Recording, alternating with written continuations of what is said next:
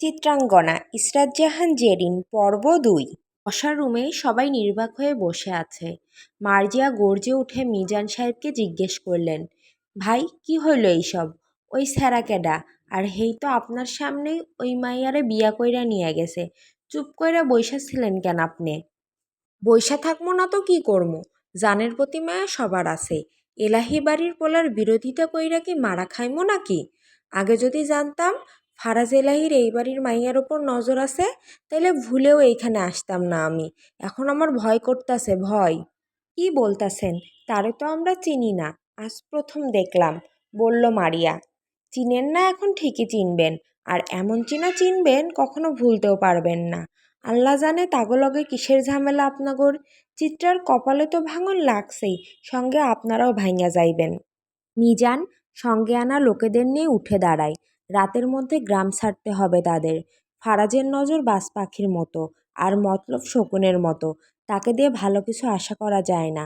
কখন কোন দিক দিয়ে মারবে বুঝে ওঠা দায়। সবাই চলে যাওয়ার পর মাহাদি ধাপ করে মাটিতে বসে পড়ল। মাথা কাজ করছে না তার। কি হয়ে গেল একটু আগে? সে একটু বিরোধিতা করার সাহস পায়নি, কিন্তু কেন? মারিয়া দৌড়ে স্বামীর কাছে গিয়ে তার কাঁধে হাত রেখে হাউমাউ করে বলে, কি হইছে তোমার, কি হইছে? মার্জিয়া ছেলের কাছে যান, তারও একই প্রশ্ন। মাহাদি নিজের চুল খামছে ধরল, বিড়বিড় করে বলল, সব শেষ, এখনো তো কিছুই হয় নাই। হইব, ধ্বংস হইব সব। ফারাজ এলাহি আম্মা মানুষ না, জানোয়ার। সবাইকে শেষ কইরা ফেলবো সে। আম্মা, আম্মা সোহাগ কই?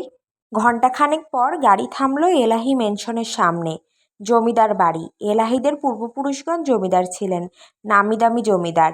সেই সব কথা এখন কেবল পুরনো গল্প মাত্র। ৩ তলা বিশিষ্ট একটা ভবন।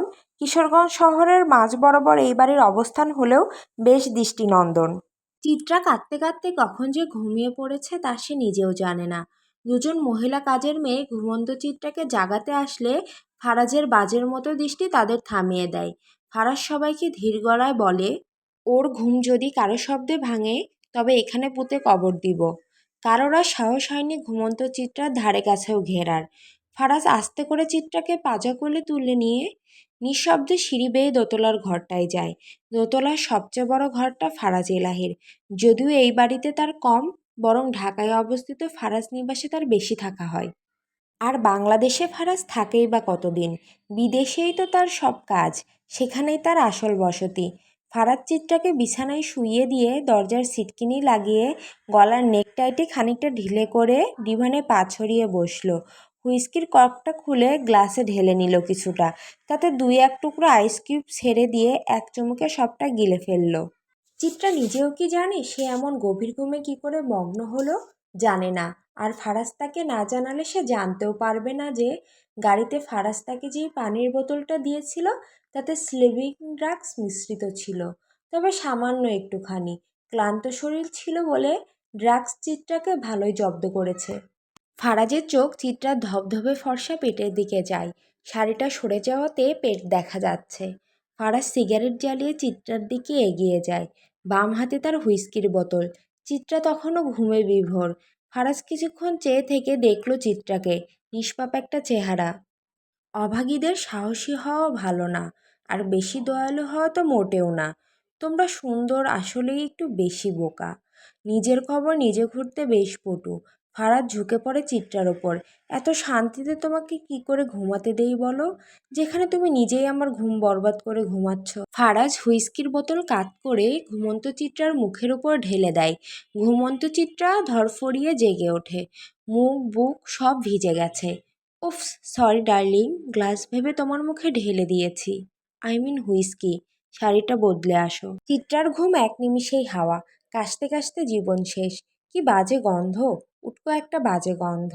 চিত্রা আবারও কান্না করে উঠল। আমাকে ছেড়ে দিন, দয়া করে আমাকে ছাড়ুন, আমি চিরকৃতজ্ঞ হয়ে থাকবো।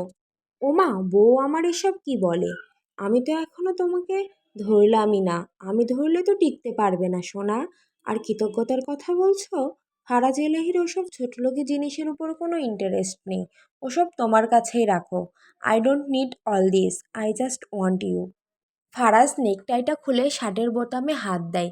চিত্রার দিকে যতটা ঝুঁকা যায় ঠিক ততটা ঝুঁকে। চিত্রার ভয় করছে, কে বাঁচাবে তাকে? এই লোককে শরীর ছোঁয়ার অধিকার কিছুতেই দিতে পারবে না চিত্রা। মনে মনে একবার সোহাগ বলে চিৎকার করে সে। দয়া করুন প্লিজ। ওই একটা জিনিসই আমি করতে জানি না। দয়া, my foot, I just hate this. প্রিয়তমা কাম হেয়ার।